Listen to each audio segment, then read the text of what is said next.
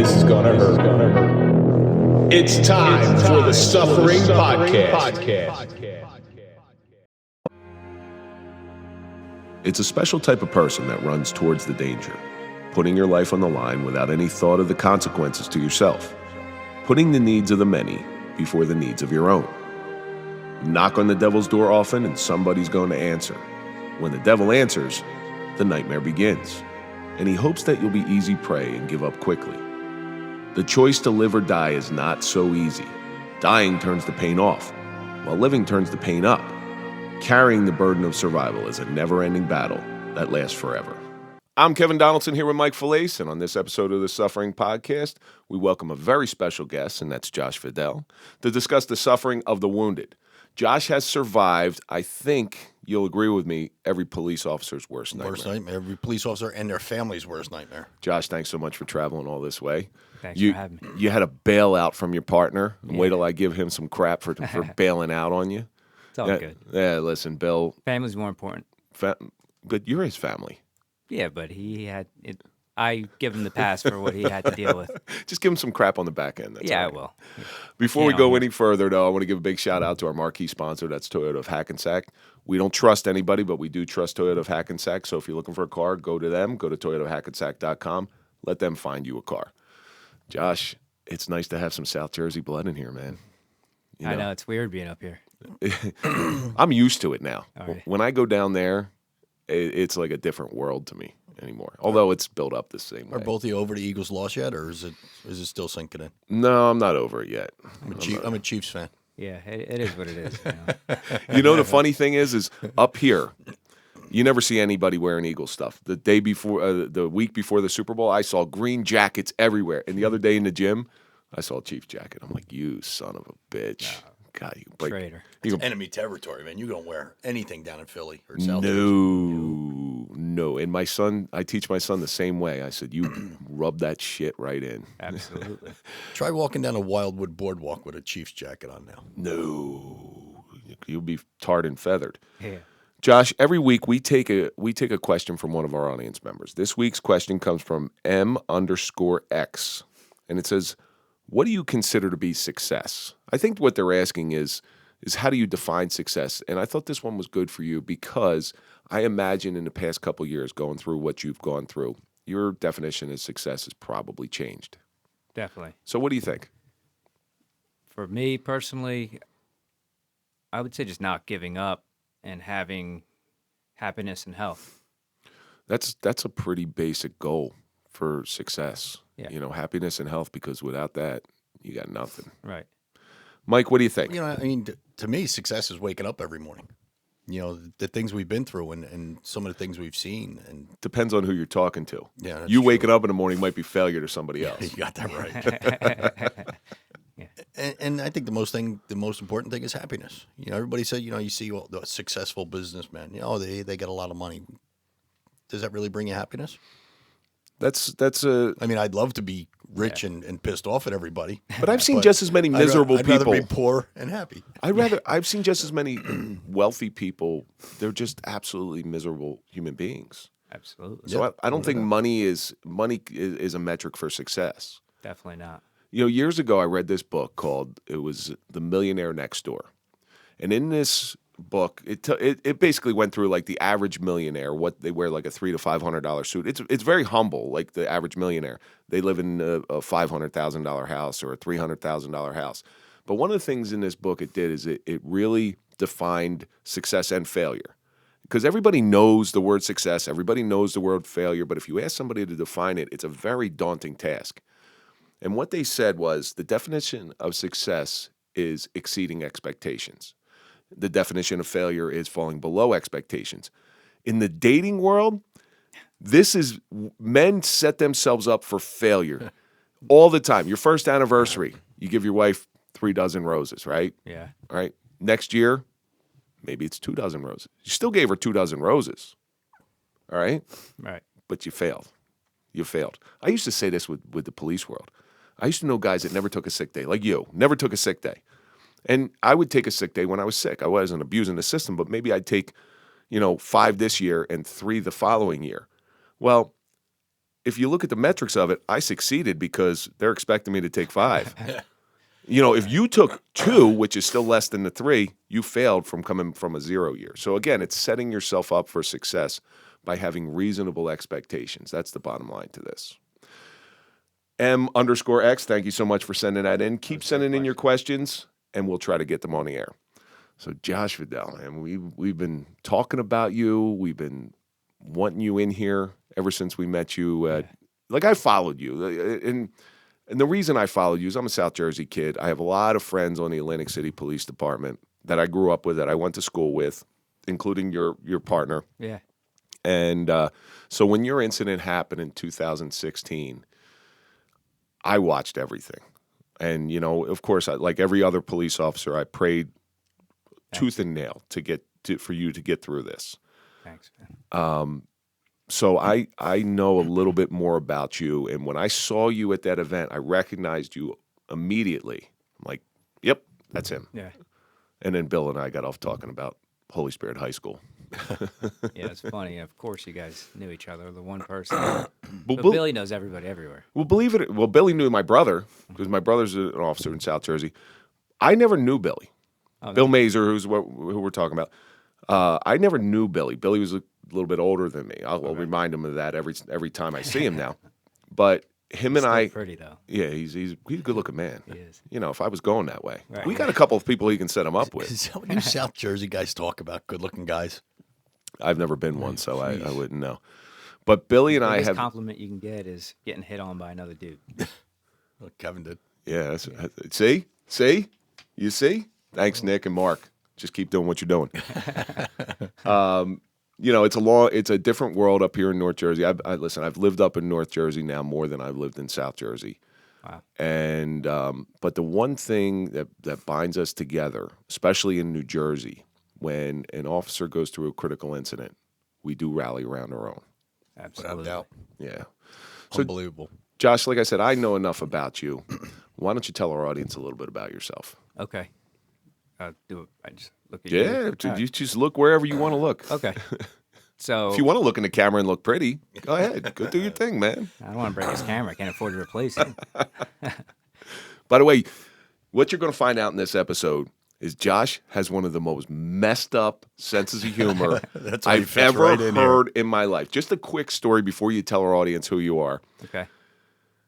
Josh was in a shooting incident in 2016. So when I'm speaking to him last night, he says, well, my ride canceled out. You know, I'm looking for another ride. I guess I'll just bite the bullet and drive up here myself. I'm pretty good at biting bullets. I'm like, Jesus. I think I said eating bullets is my superpower. That's it. That's exactly what you said. Why don't you tell our audience a little bit about you? Okay, so I'm a retired police officer. I was on 10 years, and I got into a shooting on duty, interrupting an armed robbery. At Caesars, correct? Yeah, right outside the Caesars parking garage. Yeah. And we weren't responding to a call. We were just driving around looking for somebody, and we just happened to roll up in the middle of an armed robbery. Oh, you weren't responding anywhere. No, we weren't prepared at all. Oh, wow. We rolled up right in the middle of it. And then when I got out of the car to engage the gunman, when I saw the gun, I went right into action. And I got out of the car to engage him. And I had tunnel vision. I was focused on where he was going to be when I got out of the car. And I didn't realize he started running past me. And as he's running past me, he just picked up the gun and started firing. And the first round caught me in the head. Now, did you see? Was it a handgun? Was it? Yeah. It was a handgun. Yeah, it was a revolver, yeah. It was a revolver. Mhm. So he got a lucky shot. Yeah, absolutely. Yeah, but unfortunately, lucky for him is very unlucky for you. After that bullet, what do you remember? Everything? You remember? So you were totally lucid and conscious the whole time. Yeah, I didn't know I was shot until they got me to the hospital. Really? Yeah. Wow. The blood didn't give it away? Well, I fell backwards on my back. Yeah, I heard the first gunshot. I fell backwards on my back. I still had my gun in my hand, but everything shut off. Like my body just went numb. And I was trying to get back. I was trying to sit up to get back into the gunfight, and just nothing would work. And I'm like, I'm thinking like, what the F's going on? Like, why can't I move? And then I heard more successive gunfire, and I didn't know where that gunfire was coming from. was coming out so fast. It sounded like an automatic weapon. And I'm like thinking, I'm like, oh shit. I'm like, we're outgunned here. I thought maybe the other two suspects had like an automatic weapon. I'm like, we're outgunned here. Like, I need to get back into this fight, and nothing was working. So I'm like, why can't I get up? And then gunfire stops, and I hear my partner on the radio yelling, shots fired, officer down, my partner's hit. And I'm laying there, I'm looking up, I'm like, what the hell is he talking about? I'm hit. Like, I felt no pain whatsoever. And then he comes running over to me, and he's shaking me. He's like, Josh, you all right? And I could see his face was as white as, the walls in here. And he's terrified. I'm like, I'm trying to say, what's going on? Like, help me up. And nothing would come out. I couldn't move. I couldn't talk. I was like stuck in my body. You're like that Metallica song, One. Yeah. That's exactly what I could The video picture. from One. Yeah, where you're just locked inside your own body. Yeah, and I've always loved that song. I never saw the video, but I've heard it after the shooting, and every time I hear it, like, it gives me the chills thinking about like that song.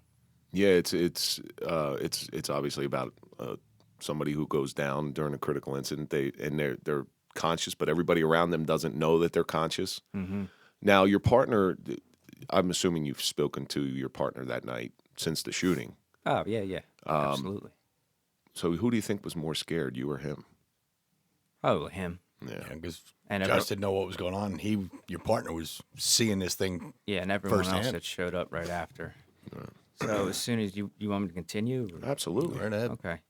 So he's yelling on the radio for backup.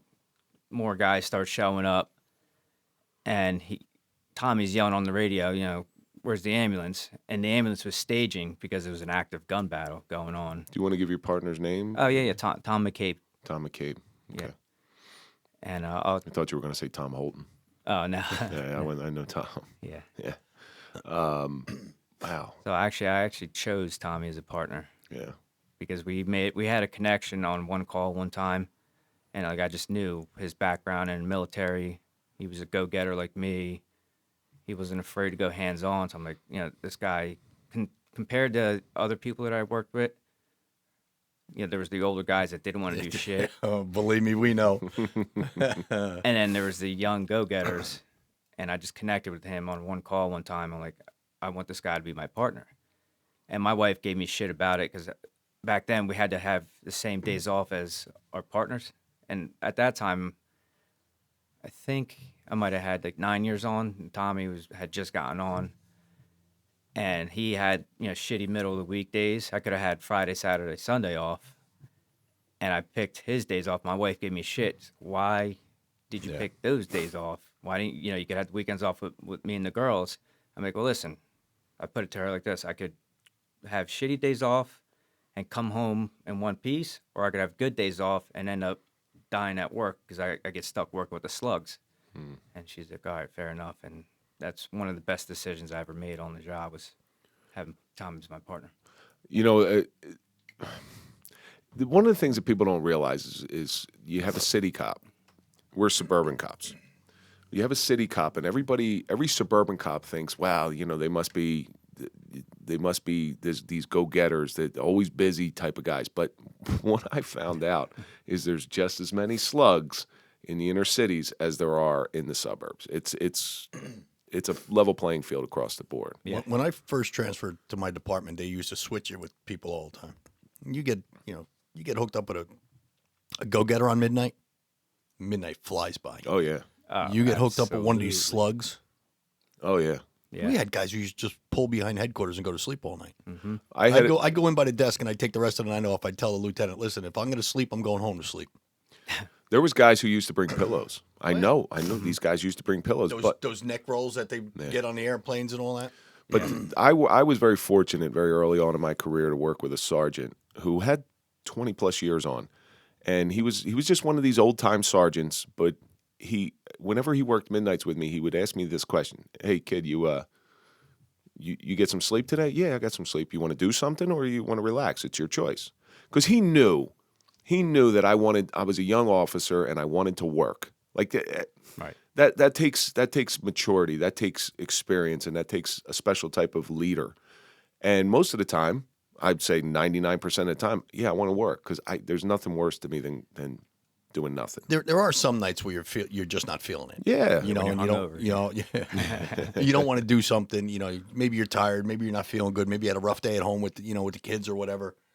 Yeah. And a good supervisor will take care of you at that point. Now, all you have to do is say, I'm not really feeling it tonight. that's a good supervisor. A good supervisor will check with you because you're only as good as your partner. Absolutely. Obviously. At what point during this whole ordeal did you finally come to terms with, hey, I'm shot? So when they found out the ambulance was staging, they weren't coming to get me. Whoever was there, I'm not sure if it was Tommy or one of the other guys, said, they're fucking taking long. We got to take them ourselves. And then they picked me up, and they're trying to get me in the backseat of the patrol car.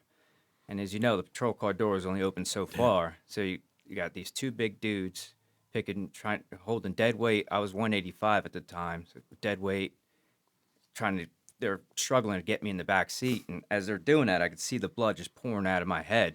But I didn't know it was my blood. I didn't know where the fuck the blood was coming from. And they're like, shit. They're cursing. We had to get him in his car. And Tommy runs around the other side. Yeah, I was going to say. He jumps Pull him in. Yeah, he grabs me and pulls me in the car. And he's holding my head in his lap. And then the car starts moving. So I'm looking at him. I'm like, and he was driving at that moment. He was driving. I always drove. I'll get back to that in a little bit. So I'm looking at him. The car's moving. I'm like, all right, wait. He's here. I'm here. Like, who the fuck's driving the car?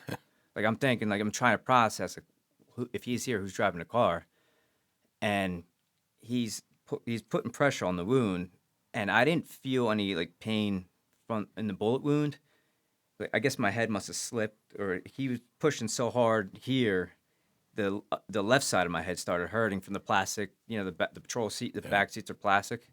So he was pushing so hard, pressure here, it was hurting over here. So I'm trying to fight him off, but I couldn't move.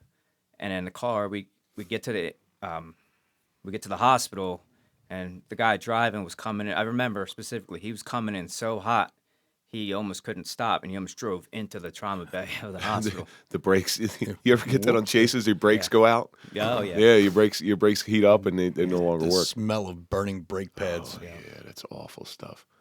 Until we get there, they pull me out of the car, and now by this time I'm able to move and talk. I'm only able to move my right arm, so I'm holding on. Tommy was on my right, so I'm holding on to Tommy like this. My head's hanging, the blood just pouring out of my head. Imagine the people seeing you come in. You're coming in with your arm around somebody, blood pouring out of your head in uniform. Those trauma people in that hospital, holy cow. I'm sure there was a trauma team waiting for you. They probably gave the hospital a heads up and said, we got an officer coming in. They were the best of the best. Where'd you go, Atlantic City Medical? Yeah. Fortunate for me, I was only a block away when the shooting happened. So they just had to go right around the corner.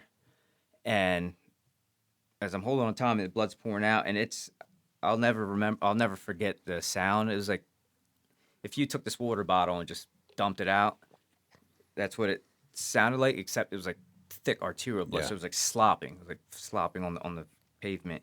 Coagulated. Yeah, and I'm looking at him because I thought it was Tommy's blood. I didn't know it was my blood. So then the team comes running out. They got the stretcher. They're starting to rip my uniform open, and I became combative. I'm smacking their hands away, and I'm pushing them off of me because I'm thinking, like, these uniforms are expensive. Like, who the fuck's gonna pay for this? Like, I can't afford it. I did. I tore my shoulder out one time. They took me to the hospital. I couldn't move my arm. They were gonna cut my uniform off. I go, no, hang on. I can do this with one hand, and I get it off one hand. Because my wife was 9 months pregnant at the time too, so I'm thinking I can't afford a new uniform. I got to pay for a baby, and who knows how long. And then they say, "Sir, please cooperate. You've been shot." And I'm like, "Where am I shot?" I asked them, and when they said you were shot in the head, when they told me that, I'm like, "Oh God, I'm gonna fucking die." Because in my mind, I was thinking nobody lives after getting shot in the head. Especially, us as cops. Yeah, exactly. We're unfortunate. You take a round in a leg or something, it ricochets, it hits an artery or... Yeah. You bleed out. Yeah. So I'm like, I got two things against me. One, nobody lives after getting shot in the head. Two, I'm a cop. Like, I'm dead. So I start pleading with them, please don't let me die. Please don't let me die. I got a baby on the way. And they're like, we're not going to let you die. You just got to cooperate with us. I said, okay. And then they throw me on the stretcher. And I started getting sleepy. And I knew what was happening. I'm bleeding out. I'm about to die. And I wanted to go to sleep. And that's all it was. Like, I was terrified because I'm shot. But I was also, it was kind of like dying was easy. Like, I could have just closed my eyes and went to sleep. And that was it. And as I was closing my eyes, Tommy starts yelling at me, Josh, stay awake, stay with us. So I'm staying awake. Now I'm thinking about my wife, my pregnant wife, my 2 daughters at home. Were you calm at this point? Yeah, I was calm, but when I started thinking about my wife and my 2 kids, I got pissed off. Calm, but shitting yourself on the inside. Yeah, like I was fucking angry because I'm thinking I had this guy dead to rights, but he got me first. So now I'm angry. He got me first. I'm not going to see my wife and kids because I'm about to die. So that anger, where my entire life where anger has been a detractor, it's hurt me. That night, it saved my life because that anger motivated me and gave me the adrenaline rush to stay awake, to keep fighting. And they get me into the trauma bay, and they're doing the assessment on me. They're asking me questions, my name. They're checking my eyes, and I could hear everyone. The nurses and doctors, they're running around. It was like controlled chaos. They're yelling at each other, do this, do that, grab this. We need this to prep him for the OR. And so then they start cutting my pants off. And I didn't say this one part, but I'll get back to that later. But anyway, so before I left to work, I'm going to preface this. Before I went to work, we're creatures of habit. We have, what do they call it? Tuesday pants and Wednesday pants? No. We're like, as humans, we're creatures of habit. We have certain ways that we do things over and over. Yeah, absolutely. And every night I would sleep a little bit before work. I'd wake up, I'd work out, shower, shave, do whatever, and go. This particular night, I started manscaping while my wife was in the bathtub. Oh, no. Oh, yeah. no. So I'm going to see your shaved legs and your shaved... No, something else I think is going to be shaved. Yeah, exactly. You know exactly. Yeah, I was trimming things up. Trimming hedges. You were listen, you got hacking the jungle. The shorter the grass, the taller the trees. So. And the more times you get to play golf. Right, there you go. And so my wife, she starts giving me shit about it. She's like, who are you doing that for? Oh, no. And I'm like, nobody. And famous last words, I'm like, it's in case I get shot. I got to be presentable to the nurses. And sure enough, I went and got shot that night. So as they were cutting my pants off, and because she was giving me so much shit about it, I did a half-ass job. So you had like a mohawk? Yeah, one side was done, the other side wasn't. It was like a chia pet. So as they're cutting my pants off, I'm laying there. Here I am dying. I'm laying there thinking, what the fuck's my dick look like right now? Could you keep my underwear on, please? Yeah. I don't know you well enough. That just goes to show you, like where your mind goes in a traumatic moment, and that goes with every traumatic event. A good friend of mine who went to Afghanistan multiple times, I remember he was telling me a story about a gunfight he was in with the Taliban, and the truck got hit with an RPG, and luckily it missed him. But they used to carry propane tanks on the side of the trucks. And because the RPG hit the truck, it blew up the propane tank, but it didn't explode. It just like pressure release, and it caught fire, and it was bouncing as he's in the middle of this gunfight. It's bouncing in the middle of the gunfight, and he said he remembers looking at the tank bouncing, like, why the hell is there a burning fireball bouncing between us and the Taliban in the middle of a firefight? But he was just like in that traumatic moment, his mind just was in seeing things differently, and I attribute that to any traumatic event. Yeah, absolutely. So that's where my mind was. I'm dying, but I'm thinking about what my dick looks like now. And it was cold. It was cold in there too. So. That's always my excuse whenever that had to happen. Like, it's cold in here. My partner still breaks my balls about that. He's like, dude, you got a tiny dick. I'm like, bro, I'm bleeding out. The blood's coming out of the wrong head. They're going to the wrong head. Not only you got shot in the head, but you also got a bad case of smallcocks. Mm-hmm. Yeah, and you're half manscaped. Yeah. Yeah, exactly. That's crazy that you even thought about that stuff. Yeah. Now, where exactly on your head did the bullet hit? I don't know if I can pull this back a little bit. So if right around here, you can see all the scars, but it was like right at the top. So it was like if I was a little shorter, it would have probably skimmed the top of my head. If you're a little taller. Right, it would hit me in the neck. Yeah. And I always think about what could have been. Woulda, coulda, shoulda, right? One little misstep or one different thing that could have happened differently, I'd be dead, or I'd be stuck in a bed as a vegetable or something. I'm surprised you didn't hear it, because the amount of force to break a skull is amazing. And I know it broke your skull. Yeah. I'm surprised you didn't hear it, like, because you were awake and you were conscious during all this. Yeah, I got hit. I felt that part, but I didn't know it was like I got hit in the head. I just fell backwards. My partner, he said he heard me like go ooh like that.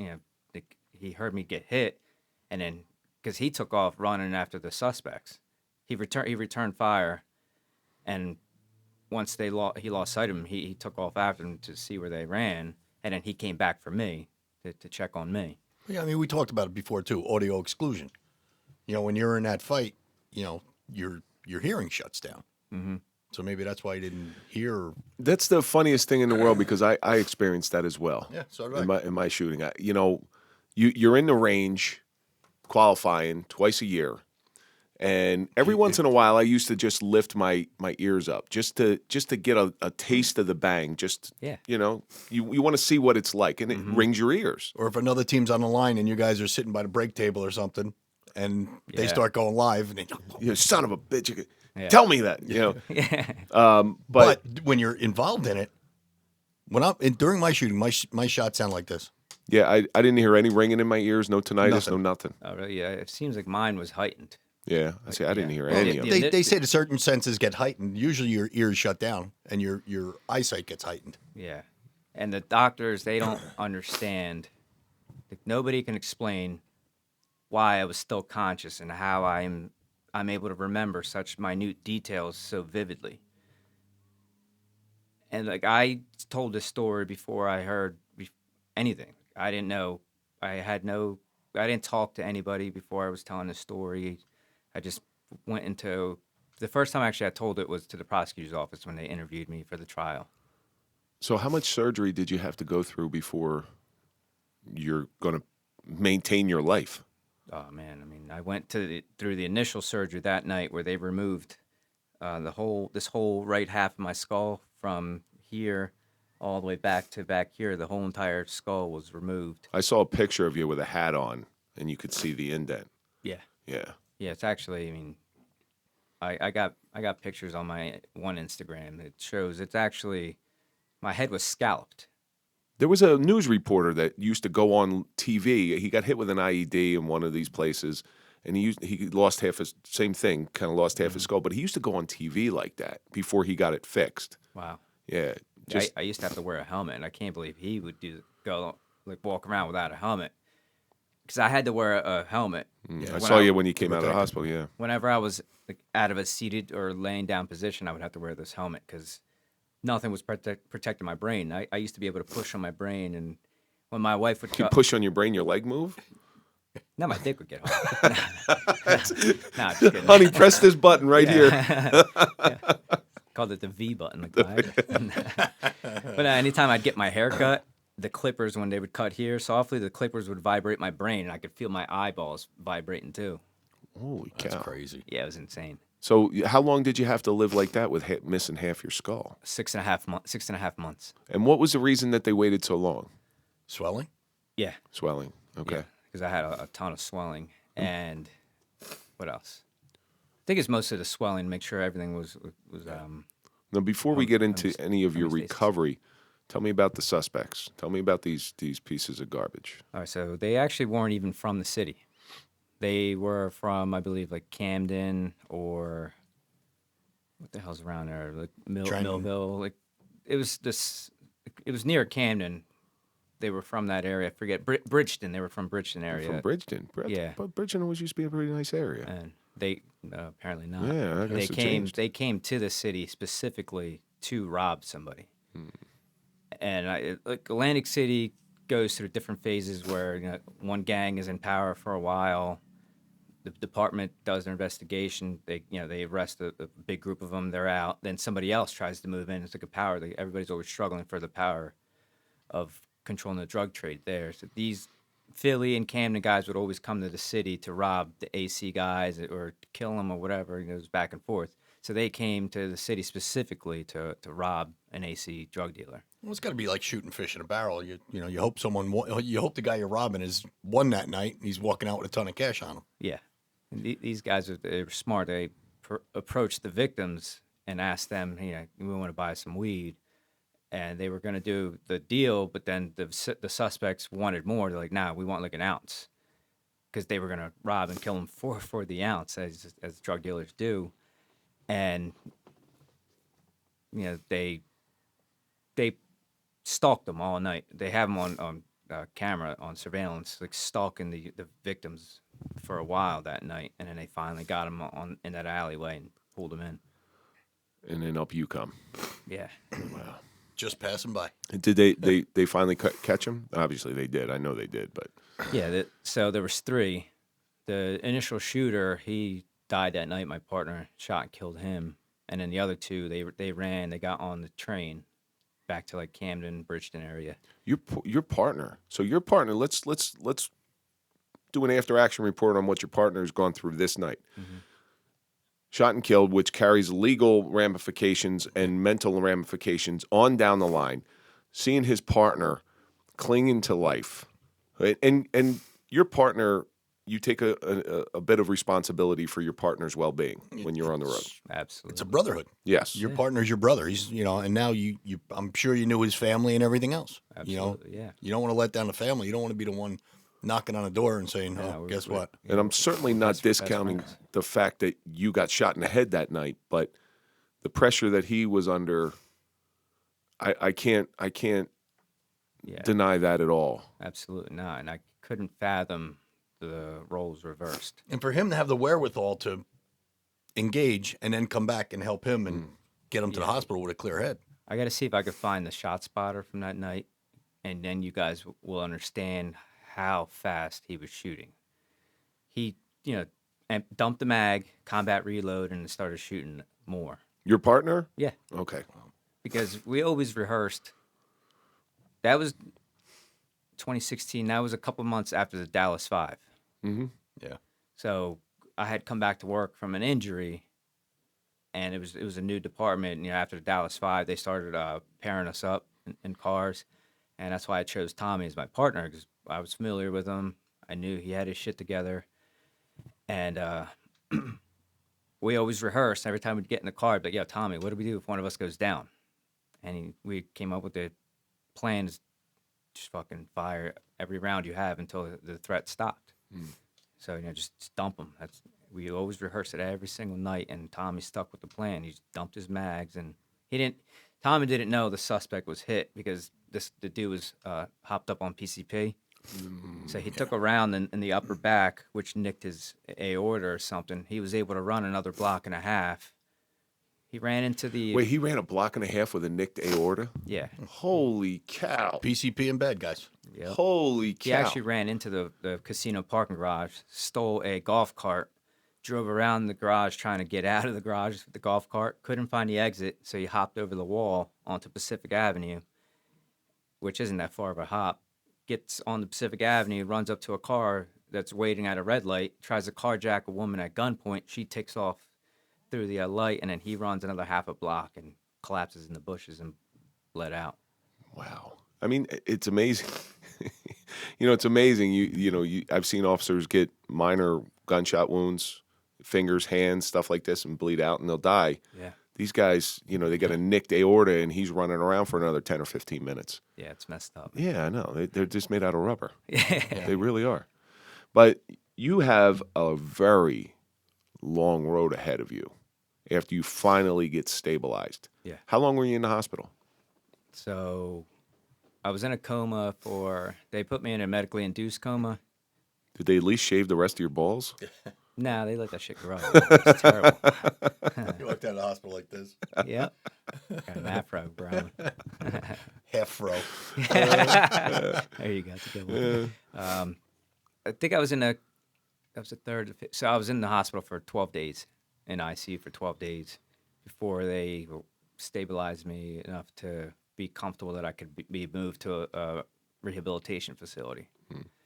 And the crazy thing about being in that coma was I could hear things going on around me. Oh, don't tell me this. Please. This is like my worst nightmare. Yeah, and I didn't know, it wasn't specific.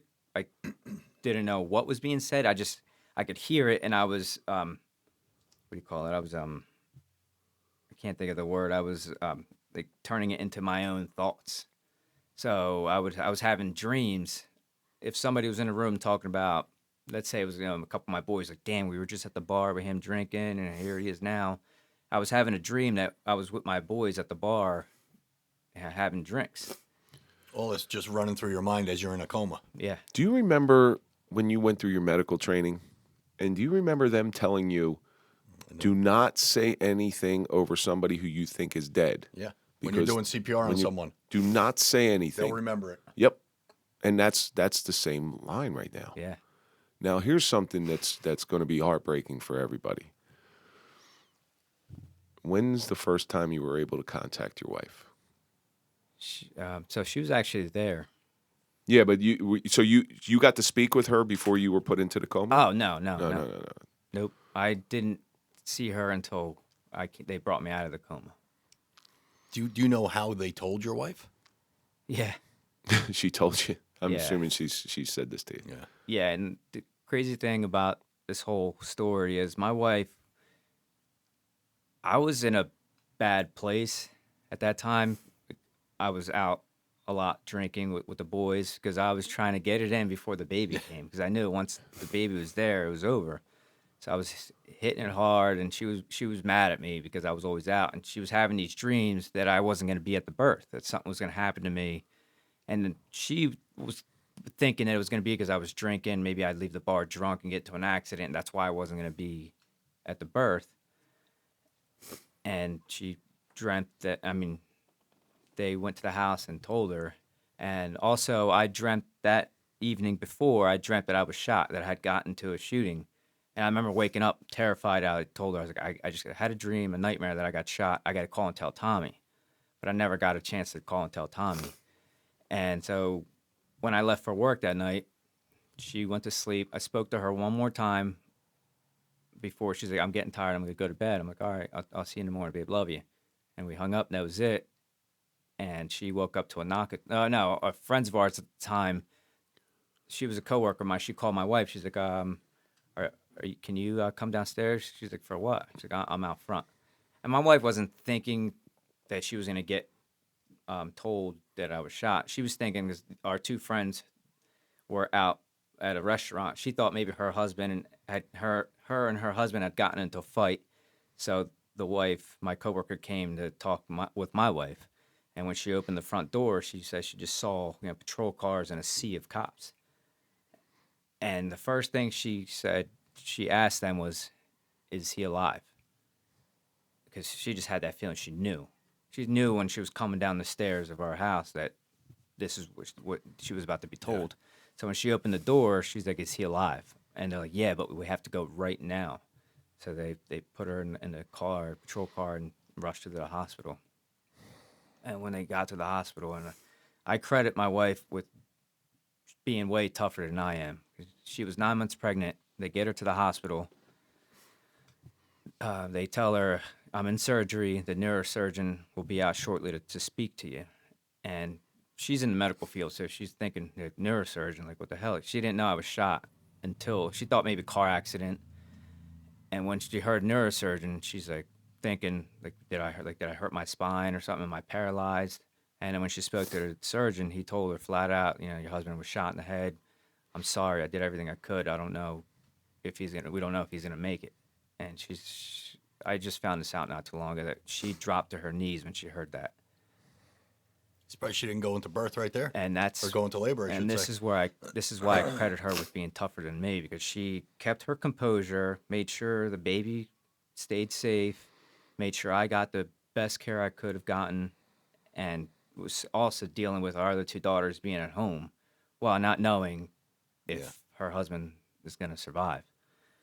Well, that was always my fear during my shooting. And when I in 2013, I never carried my cell phone with me when I was doing a job. Hmm. It was always in the car. I wasn't one of those guys, it was a flip phone. I didn't really care about it. And so my incident over the course of 2 hours that we were this guy was barricaded. I get into the ambulance. When I finally do, first person I call is my wife because I'm afraid of that situation where somebody heard something. Yeah, exactly. And they're going to call and say there was a shooting in town. Is your husband working? She's going to say yes. She's going to try to call my cell phone, and I'm not picking up. Yeah. I called my wife 7 minutes after the shooting. 7 minutes after the shooting, because I know the grapevine. Mm-hmm. There's been a shooting, Mike's involved, and they tell you after you're involved in a shooting, you have to go to the hospital. Yeah. So I was waiting for someone to call and say, there's been a shooting, Mike's going to the hospital. Right. So I called her on the phone real quick. She came up to the scene that night. Yeah, that's Wow. But I fully manscaped that night, so I was all right. Lucky. See, somebody always has it better. the people who are at home, whether you're a female officer or a male officer, it doesn't matter. The people at home, the pressure that they take, I can hardly imagine what they go through. You walk out the door to go to work, normal day, Yep. and there is not a guarantee you're coming home. No. There's a high percentage that you're coming home, but there's not a guarantee. Yeah. And they got to live with that. Absolutely. Every shift. Mm-hmm. The crazy thing is too, like I always think, it's not just police officers or first responders. That's just anybody in life. That's the Get into a biggest car accident going to work. Yeah, that's the biggest thing where I feel like people don't appreciate that you're not guaranteed to come home the moment you walk out your front door. You're right. You're And it's 100%. a blessing just to come in home. any field. I mean, look at this, the football player, that DeMar Hamlin. Yeah, He almost died right on the field that night. exactly. You never expect that. It could be just a regular person. Doesn't matter who you are. You could go to 7-Eleven or Wawa or whatever, but whatever it may be, and you don't come home that night. Now, your first conversation with your wife, when you were able to, you want to let us in on that one? Yeah, they woke me up out of the coma, and I saw her. We hugged, kissed, and she was talking to me, but I wasn't able to talk yet. I couldn't form. She said, "Hi, honey, I love you," and I couldn't say I love you back. Like I just mumbled it, and she's like, "You love me?" And I was like, "I do," and I put my hand up for a high five, like I wanted to high five her to let her know I was okay. And we talked a little bit, but I really don't remember specifically because I was in and out of consciousness because they had me doped up on so many pain meds. And the funny thing about pain meds too is that your emotions get the better of you. Yeah. without doubt. When you're on those pain meds, you cry real easy. And I don't know what it is. I've experienced it. It's not fun. Yeah, I don't remember if I cried. I was just really aggressive. Okay. Like I was still in fight mode. And you spent all this time in the hospital. Obviously, was your daughter born while you were in the hospital? Yeah. Yeah. Yeah, So she was born about a little less than 2 weeks later. Over 2 weeks, I'm sorry. And what was? Can you give us that daughter's first name? Lucy. Lucy. Yeah. That's Lucy. Okay. But we didn't know. That wasn't after the elephant, No, right? no, Okay. absolutely not. Good. Her middle name's not Gunshot, is it? No, I pushed for that, but my wife, she didn't listen. It's better than what I was going to name my kid. Either asshole or Slobodan, one or the other. You spend all this time in a rehab facility. I'm assuming you had to learn how to walk, how to talk, how to communicate. Yeah, I had to do. It's basically like a reset button on life. I had to learn how to do Read, write, everything. Everything. Yeah. Simple as just brushing my teeth and getting dressed and using the restroom. Did you ever lose hope during this time? A ton. Yeah. All the time. I was angry at life. I was remember thinking why me? Why me? Yeah. Why didn't I don't want to live like this. I remember thinking why didn't I just die? I was mad at my partner for a little bit. Why the fuck did he save my life? I was just angry at everybody, including myself, mostly myself. How did you cope with that? I just thought about my family, my friends, and everyone that was back home that was supporting me. There were strangers that I didn't know were raising money to help my family. Their kids were from the local gymnastics gym by where I live, had a fundraising event where it was they were doing push-ups against cops, and there were people that didn't know me from a can of paint holding fundraising events to help my family because they supported the cops. And this was, as I said, right after the Dallas 5. So I was just seeing hate all the time. Yeah. Getting called names, getting spit on. So I didn't think nobody liked the police. And they always say there's that silent majority, and I saw it for sure after my shooting. Now, you're in the rehab facility for how long? 2.5 months. So 2.5 months going through all this range of emotions, of being angry, of wishing that you would have not survived the shooting, and if with our stuff we survived unscathed physically, and we were left to our own devices, and we at least had the ability to go out and drown it in alcohol. Mm-hmm. You didn't even have that. No. You just have to sit in a room watching reruns of Friends Right. over and over again. That's what I do every day. Yeah, It wasn't that bad. But actually, I asked my wife to bring me headphones, and I got lost in music. And I remember even I can't rap, but I remember being doped up on, I think it was fentanyl or whatever. And I just came up with a rap. I was talking to my boys on my phone, and I rapped some crazy freestyle. And they're like, dude, where the hell did you come up with that? I was like, I don't know, it just flowed out. No, that was impressive. And just my solace not only was music, but thinking about my family. I wanted to be an example. I got out of the victim mindset, and I've always been a fighter. So it was just another fight. Now you got a hell of a fight on your hand. Yeah.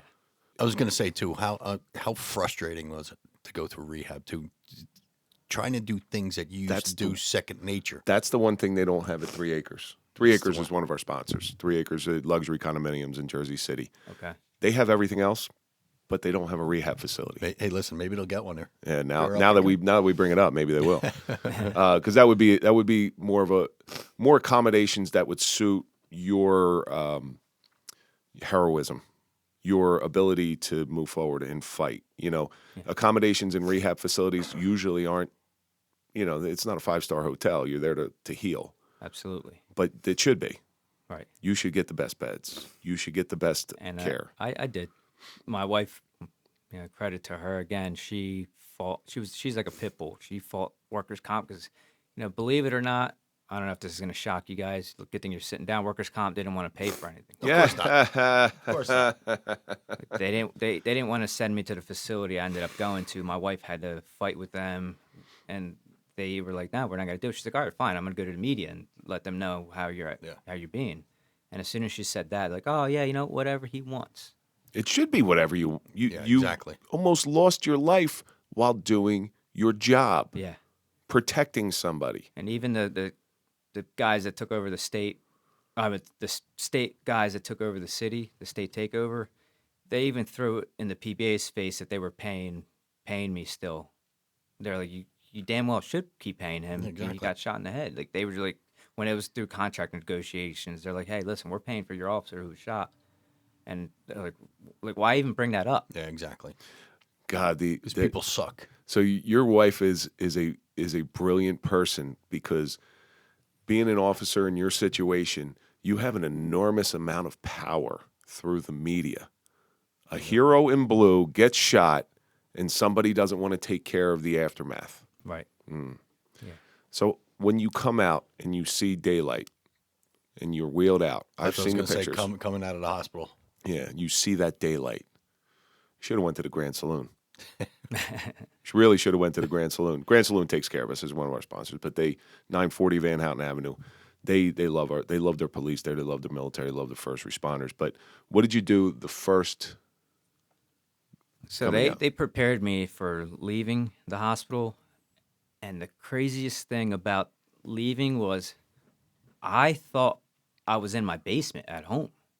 Like I thought they brought the hospital bed into my basement at home, and they were going to take, because I remember thinking, how the hell are they going to get this hospital bed up my stairs? How'd they get it down here in the first place? Yeah, because they were like, we're getting ready to go. The ambulance is here, getting ready to take you. And I'm thinking, like, how the hell are they going to get me out? Like, where are they fitting the ambulance on the street? And when they brought me out, I just saw daylight, and I heard cheering and clapping. I've seen the video. I remember seeing the video when it was happening. Really? Yeah, it was on Facebook or one of those. Yeah, I couldn't believe I had that much support, that there was that many people. I just remember seeing a sea of people clapping and cheering me on. And the only thing I could think to do was, salute and give a thumbs up.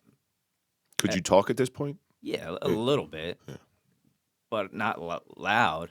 And there were so many people, I was overwhelmed. I just remember, all right, let me salute, basically saying thank you, and give a thumbs up to let everybody know that I'm still in the fucking fight. Yeah, Now that you means a lot. Now you go home, and is there still a lot of attention on you when you get home? Well, that was when I was going to the rehab facility. Oh, when you got out of the hospital to the rehab facility. Yeah, and when they got me in the ambulance, I cried because I was so overwhelmed with the amount of support. As soon as those doors closed, I bawled my eyes out. I'm surprised you weren't crying even going through it, because I know I would be. I was too angry. I was just in a fight mode to cry. I just wanted to keep pushing forward. So what you talk when I got home? When you got out of the rehab facility, you out. finally get home. I'm assuming you've seen your newborn daughter at this point. See your children, Yeah, my wife had brought them up to visit me at the rehab facility. That was when I'm sure your wife had to tell your daughters what was going on. Like, how was that for her? That had to be tough. She said. I mean, how old were your daughters, if you don't mind me asking, at that point? They were. Well, let me think about this. They were 5 and 7. Yeah. Too young to really understand. Yeah, and my wife, that was one of the things she said she was going through her head was how is she going to tell our daughters that I was dead, when they told her that I wasn't going to make it. And we didn't tell our kids, that I was shot in the head until I came home and I was safe. My wife told them that I was chasing a bad guy and I tripped and I fell and I hit my head. And my middle daughter, she was very intuitive. I remember her looking at me because I had half my head missing. She was looking at me, and I could see the gears turning in her head. And she's like, "Daddy, when you fell, did you fall on a pointy rock? Is that why your head's pushed in like that?" And I'm like, "Yeah, exactly. That's what happened. Daddy tripped and fell on a pointy rock, and it pushed my head in." And she's like, "It's going to pop back out, right? Like a water bottle?" And I'm like, "Yeah, honey, it's going to pop back out eventually. Sooner or later. Yeah. Takes time. And it wasn't until I came home and they knew I was home safe that we sat them down and told them together. So I wanted them to know the actual power that guns have, in case that we have friends with guns, in case they were at a friend's house and somebody pulls out a gun, to let them know, get the fuck out of there. Now you start to get on the mend. You get home. They put 6 months. You said, what do you get? A plate in your head? It's like a medical grade plastic. Okay. They 3D printed it. You can use the microwave. No, I'm like Cousin Eddie, That's exactly where I was going with it. I pass out and forget who I am for a half hour and piss my pants. Every once in a while, you just start giving that look up in the sky. Yeah, I can't. No problem with magnetometers or anything like that. I can't go down the snow sleds either. I don't want to fuck up the part in my hair. You know what I'm saying? How long did it take you to learn how to walk? Without assistive devices? Yeah. I mean, at least 3 years. 3 years. Yeah, like 2 to 3 years to start walking without any assistive devices. I initially had to walk I had a crutch that wrapped around my wrist and the right arm. And then I had a brace from the back of my knee that kept my ankle and my knee locked, because I would step and my knee would hyperextend, and I had no control over my ankle. I would step and my ankle would roll. So this brace would keep my ankle steady and my knee from snapping back. Between that and the crutch, that's what I used to walk. Now, did you lose any of your brain? Oh, yeah. You did? Yeah, I got pictures of that. I mean, my brains were, I legit got my brains blown out. Mind blown has a different kind of... You're fucked up, dude. You were fucked up beyond belief with your sense of humor. Do you know what caliber bullet it was? Yeah, it's a 38. Now, the reason I asked that is because, did you notice any personality changes? Was Josh going to work that night different than Josh now? I mean, I actually, this is more of a question for your wife, but what has your wife told you as far as your personality has changed? So at the when we got to address the two suspects that went to jail, in her impact statement, she said to them that I was made up before I left for work that night. She said I was made up of a billion pieces, and after, she said she only got a handful of me back. So obviously, I'm not the same. But I feel maybe now this far out, like I'm starting to become me. I'm still a crazy fuck because I was being before.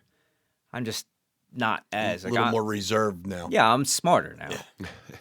Well, the reason I say that is because I don't know. His name's Phineas, and in the late 1800s, he was a miner, and he's tamping dynamite into the rock. They're going to blow it with a long tamping rod, and the dynamite goes off, and it shoots the rod through right here, and it comes out here. Yeah. This guy, before this accident, was a kind, gentle man, and after the accident, he became a womanizer, became a drunk, he became fighting and everything. But eventually, after about 9 years, he went back. Like that neuroplasticity in the brain repairs itself. The body is an amazing It organism. absolutely is. Yeah. And I was angry for a while, and it took me a lot of mental health treatment. It took a lot of work to get to where I'm at today. I'm not as angry as I was. And that's also, like, that anger that I felt, that also almost drove me to suicide. Because you didn't want to live. What was your thinking? Because I've been in that spot, and I know there's a darkness to it, but there's always an initial reason behind it. So the way I grew up, it was a rough upbringing. My dad was very physically violent towards myself, my mom, my siblings. I'm guessing Florida Avenue. No. That was when I was a kid. When I was a kid, that was a Puerto Rican section. Oh yeah. I mean, it still was when I got Yeah. on. Florida, Georgia, like that area right there, Ducktown. But I saw myself, and I always promised myself growing up after my parents split up that I would never be like my father. I would never lay my hand on a female. I would never be like, aggressive towards a female, and I was becoming him. Where my wife and I would get into an argument, and I'd freak out. Like I would like break a dish or something. Like I'd just throw whatever it might have been. My kids would knock something over. I'd yell at them. They're just being kids, but I was just angry at the world, and I took it out on everyone else. And because I saw myself become my father, I felt they would be better off without me. So After the accident or before the accident? After. After. Yeah. How long did that last for? That was like a couple years going. That was at least 2 years of just, I was always angry, getting into arguments with my wife, yelling at the kids. And Here it is. Your wife almost lost you, and now you're changing. yeah, and She had a lot of anger issues from that also. Everything she was, put- but she handled it way better than I did. She is an angel. Like I am blessed to have her because she had to not only take care of our newborn daughter, our other two daughters, she had to take care of me too, because I couldn't get up to walk to the bathroom. If I had to pee in the middle of the night, I would have to wake her up to help me walk to the bathroom and use the restroom. And if I had to take a shit, I didn't have the strength on my left side or the balance to wipe myself, so she would have to wipe my ass for me too. Wow. It's another kid. Yeah, exactly. And you have a newborn at home too at this point. Yeah. How big are your shits, dude? Oh, you're talking about. Oh, I get it. That is something that. Geez, your wife is something special. Yeah. Absolutely. Absolutely. And this What's is her name? why. Laura. Laura. Yeah, and that's why I say she's tougher than I am. You're waking her up in the middle of the night when you have a newborn at home that's probably not sleeping through the night. So she's not sleeping. She's waking up for you. She's waking up for the baby. Yeah. And there's nothing you could have done for the baby back then. Nope. You couldn't do anything for yourself. No. And I remember there was times like I have the strongest bladder I think in the world because there was times where I would just lay there and just hold my piss for as long as I could. No, there's a trick. You roll over on your side and you curl up in a fetal position, and it expands the bladder. That's the trick. Oh, really? You tell him now. Like, yeah, yeah, thanks. Well, even then, like, I couldn't roll. I would have to You're sleep on my stuck, back. man. You're stuck. I'm sorry, buddy. You're Yeah. screwed. Pinch, yeah. pinch the head. So what changed though? What changed? So when I came up with the plan to end my life, I didn't. I knew I was, because I lost my brother to suicide. I didn't want to make it messy because I didn't want nobody that I knew to find me, and I didn't want to make it look like a suicide because I wanted my family to be taken care of. So I was going to make it look like an accident or clean, and I hit it so well. My wife never had an idea. My mom, my sister, my partner, nobody ever had a clue that I was actively thinking and had a plan. And it wasn't the person that saved my life was Bill Mazer. Bill Mazer. And there's no coincidences in life. And fortunately, at that time, Billy was retired from the PD, and he started working for. It's called Acadia Healthcare. It's a mental health company. As a matter of fact, Billy is good friends with Irish Angel. Oh, Yep. really? Yeah. Yeah. Yeah. Yeah. So Billy, fortunate for me, through his experience, through his job, he knew that that I'm not okay. Nobody's going to be okay after what happened to me. And he called me up one day, not out of the blue because we talked all the time. He called me up. He's like, what are you doing? I'm like, no, I'm just sitting at home chilling. He's like, are you dressed? And I'm like, yeah, why the fuck you asking me that? I'm like, you want to know what I'm wearing? Just messing around. And he's like, no. He's like, I just want to know if you're dressed because I want to come pick you up and I'm going to take you to lunch. I'm like, all right, cool. So he comes, he picks me up.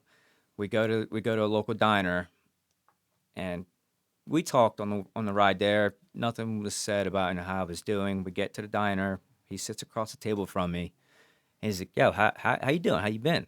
I'm like, I'm good. That's the default answer. I'm good. I'm fine.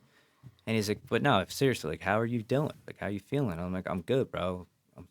I'm okay. He's like, but how are you doing for real?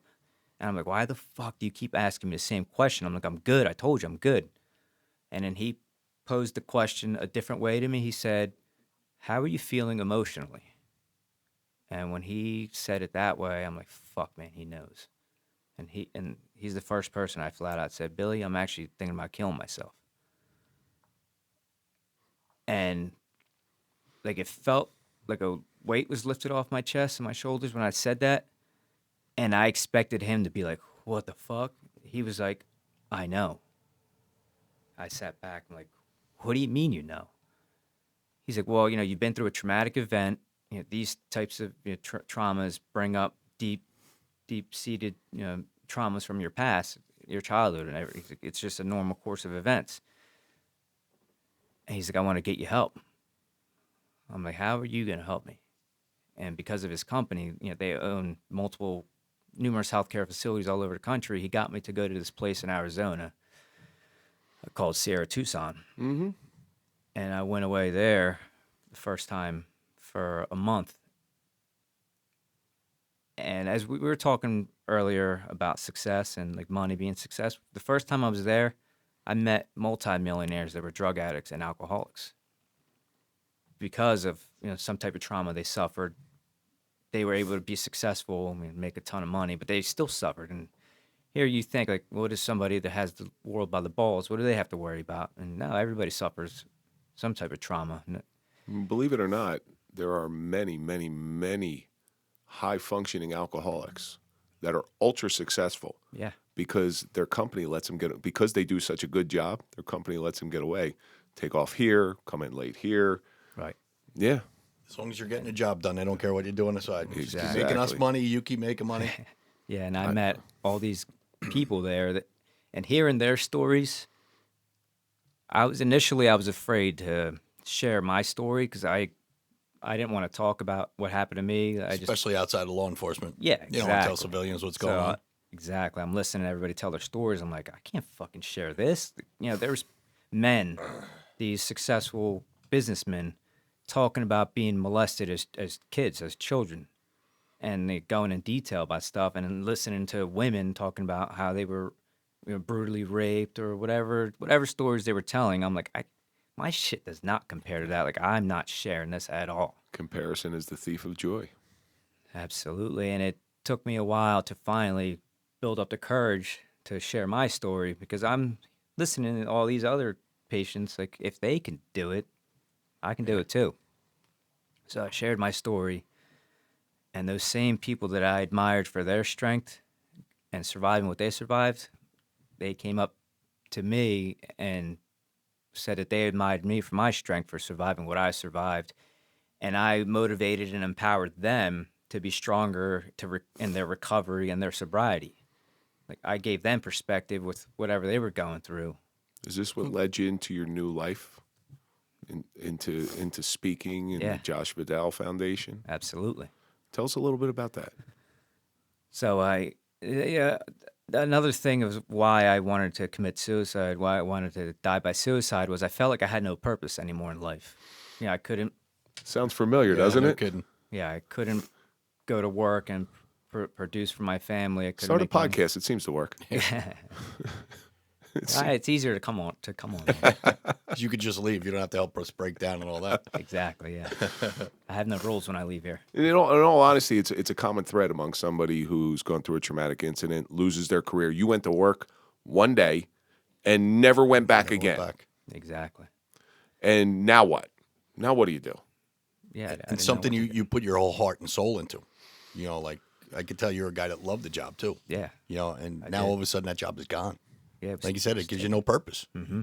You just sit there. Like, after my shooting, the investigation took 53 weeks. You couldn't work for those 53 weeks. I sat in the house. I felt like a pile of garbage. Couldn't do anything. You couldn't go out and get work. You couldn't do a goddamn thing. Right. Felt like I had no purpose in life. Yeah, and that's what gave me purpose when I was in that facility, hearing all these people come up to me and tell me that I inspired and motivated them to be stronger in sobriety or recovery, and that they would remember me, for the rest of their lives. They're like, you should speak to more people than just us. If you can empower us, you can empower so many more other people. And I'm like, there's something there. When I came out, I came home. One, I was a changed person. I wasn't angry as I was before I went in. I appreciated life and what I had. I realized that what I went through, where I was at that moment, could have been worse. And I remind myself to this day about that every single day, that what happened to me and just anything in life in general could always be worse. So Billy got me connected with talking to people. It's nothing like coming home from the first hug coming home from a rehab facility. I can attest to this one. Mm. You get that stuff ripped away from you, and then when you get it back, you're like, oh, okay, I get it now. Yep. I get it. Yeah, it was incredible. Well, so the Josh Vadell Foundation, tell us about that. Okay, so that was actually a nonprofit foundation that my wife and I started after the shooting, because so much was given to us, so much money was raised for us by so many people from all over the country, even the world. They were like, you know what? We want to pay it forward. We want to give it back to those that either suffered a similar injury. Initially, it was just for cops. Like, we want to help a cop going forward if it happens similar to what happened to me. And then we got to thinking, like, why just keep it police officers? Then we opened it to all first responders, and then we're like, but everybody, suffers trauma and loss. And then we're like, let's just give it to whoever needs it in the community, just to pay it forward. So it's community specific, or is it nationwide, or is it worldwide? Wherever we hear. I mean, it's mostly word of mouth. But we've helped people all over the country. I got to tell you something, Josh. So the night that we met, you gave me your card, and it says on there, Josh Vadell Foundation. And on my desk at home, and this is no bullshit, I'll take a picture of it when I get home for you.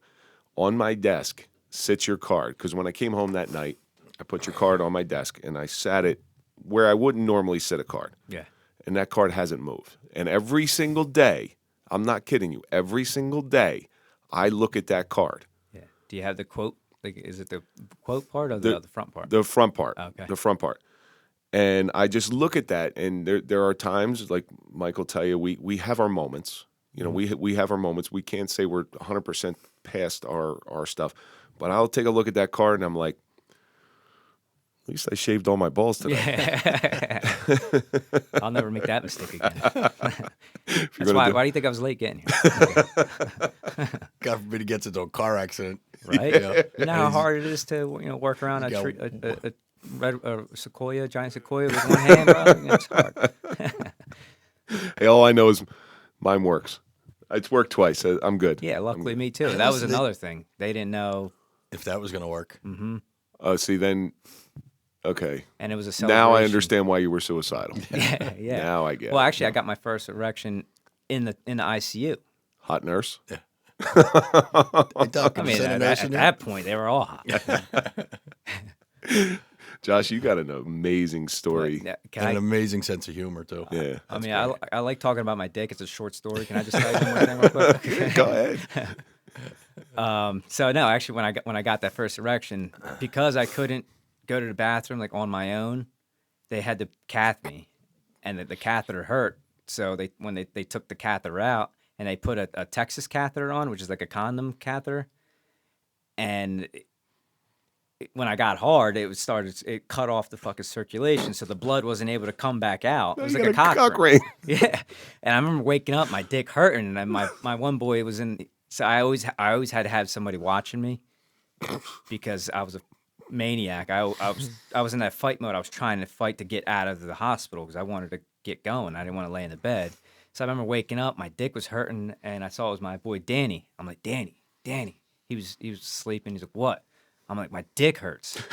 He's like, what do you want me to do about it? Rub it for me. I'm like, get the nurse, bro. I'm like, something's not right. I'm like, it hurts. So the nurse comes in, she pulls back the sheets. She's like, oh my. And I was like, I get that reaction a lot. And she's like, well, no, it's engorged. I'm like, what? I'm like, what's that mean? He gets shot in the head and dies of priapism. Yeah. So, oh my gosh. And she's like, you got an erection and the blood, it's not coming out.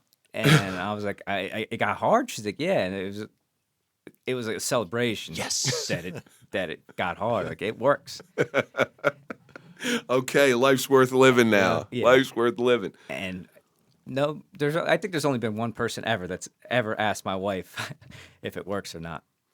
That's not something I would ask your wife after all the I know, shit and that's she's the thing. That's how crazy people are. Say, Like, hopefully people it was one of our friends that asked it. It was a random. It was a rando. I crazy. think we were at a bar or something, and the wife or whatever this man was, like, she asked, like, does it still work? Yeah, of course. She's drunk, and she's like, fuck yeah, it still works. She's like, yeah, we had another kid, and he's good. She's look at him. She's like, I'm still with him. It works. Maybe he was fishing.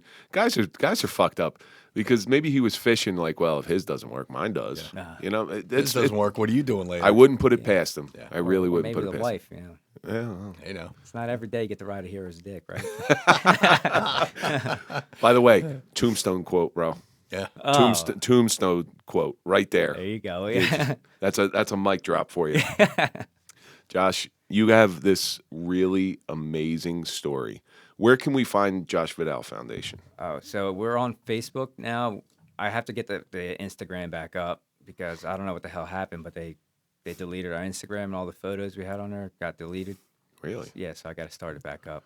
All right. But yeah, you can find it on Facebook, and we have a P.O. box. We don't have nothing set up yet because I primarily run it, and I don't know to do all the logistics of creating like a web page and all that other stuff. So we do word of mouth donations, and sometimes when I go on speaking gigs, I'll donate a little bit of the proceeds from that to the foundation. I give it back. Well, I can help you out a little bit on that. We'll talk after the show. Okay. You've got an amazing story. You've gone through suffering, and we didn't even scratch the surface. Like, I know there's a lot more. Oh yeah, I could go on for a long time. I ask everybody this same question. You've gone through an enormous amount of pain and suffering and mental stress, but there's always a lesson in it. So what has that taught you, all that pain and suffering you've gone through? It could always be worse, and life's too short to be pissed off all the time. I think we need to take a lesson from Josh, you and I. Rather be pissed off than pissed on. Yeah, exactly. I mean, like, I just love life that much more, and I love to have fun. Like, I'm constantly making jokes or just laughing. With my kids, I joke around with my kids, my wife. Like, anybody. You know what it does? It love puts making people's guards down. Yeah. You went through something awful, And somebody who meets you for the first time might not want to, they're curious about what you went through, but they might not want to talk to you about it. By you being with that humor, just drops everybody's guard. Yeah. Oh, okay, he's just a normal guy. Right. You know, that's a big thing. And Yeah, I commend you usually for get, it. when people ask me like about what happened to me, or the scars or whatnot, I always give them multiple choice answers. And I'll say A, motorcycle accident, B, shark attack. Like I'll just say like off the wall crazy shit. And when I say, D, gunshot to the head, nobody ever picks D until when I tell them, they're like, nah, you're lying. Because Google my name. Yeah, because they'll say, it was a shark attack. Like, nah, just kidding. I made that up. And then I say, no, it was a gunshot. And they're like, nah, you made that up. You're lying. I'm like, nah. I'm like, I swear to God, Google my name. And they'll Google. And they're like, holy shit. Oh, that's crazy. Josh, thank you so much for coming here. Josh, and telling you us. have such Thank a you. great outlook, man. You really do. Thank you for having me. I really appreciate you. Thanks, man. I just, another thing is I questioned why I survived. And I'm still waiting to see why. I know. Oh, I know why. I know, yeah. I know exactly why. You don't say it, but I say it. Yeah. The Josh Vadell Foundation. Look at what you're doing. Look at what you're doing. That gives you your new purpose now. Absolutely. And it doesn't pay as well as I would hope. Neither but does a hey. podcast, so don't worry about it. My wife works so hard now as a nurse. I just want to be able to make, I get my pension, but it's, it's peanuts. New Jersey's expensive. People don't realize that. Yeah. So I just want to give my wife some kind of reprieve from working so hard as a nurse. You got some great things for you in the future. Trust me when I tell you. Absolutely. I hope so. I love helping people. That's why I got on the job. And now, so real quick, when I got to address the suspects, the other two, I actually thanked them for being there that night. It took me 6 years to forgive the guy who shot at me. Really? And once I did, I was like, okay. Yeah. All right. I realized that once I did that, it took the power away from them. Yeah, exactly. And another thing too, and this is going to sound very strange. You're never put in the wrong place. You're always in the right place at the right time. You were meant to go through what you went through. Absolutely. Because you have another purpose. Yeah. I'm sure you love being a police officer, and I'm sure you were very good at it, but that's not what you were meant to do. What you're doing right now is what you were meant to do. Yeah, and I always tell people it happened the way it had to happen. It had to be me that got shot. Not only for me, the shooting didn't happen to me. It happened for me. I like to say, like it happened. I got shot because I was the stronger of the two of us. Tommy was 20 at that time. He was 25. Year on the job. Wasn't married. No kids. I was 10 years on. I had a wife and kids. I could pension out. What would he do with a year on the job with no wife and kids? Like who? Making $35,000 a year. Exactly. And especially, I'm disabled on my left side. What young 20-something-year-old or younger would want a guy that's, I guess, so to speak, damaged? You would save him from suicide. That's what you did. So you're saving people every day by what you're doing. Yeah. Thank you so much, Josh. And that's going to do it for this episode of the Suffering Podcast. As always, let's think about all the stuff that we learn. Bring me back for the whole story. Well, next time you bring Billy up there. Absolutely. Yeah, I hope so. Lucky can be all about perspective. If you're going to shave, finish the job. Pay attention to the signs. They're always there. Sometimes a shot in the head is exactly what you needed. There's no coincidences in life, but most importantly, Laura is Josh's angel. And that's going to do it for this episode. Don't forget you can always listen before you watch. All our audio episodes come out on Sunday before starting on YouTube on Monday. Follow us on all social media. Don't forget to check out our Patreon page, which can be found at thesufferingpodcast.com. Follow Mike at Mike_Failace. Follow me at Real Kevin Donaldson. And, of course, follow The Suffering Podcast. And we will see you on the next episode.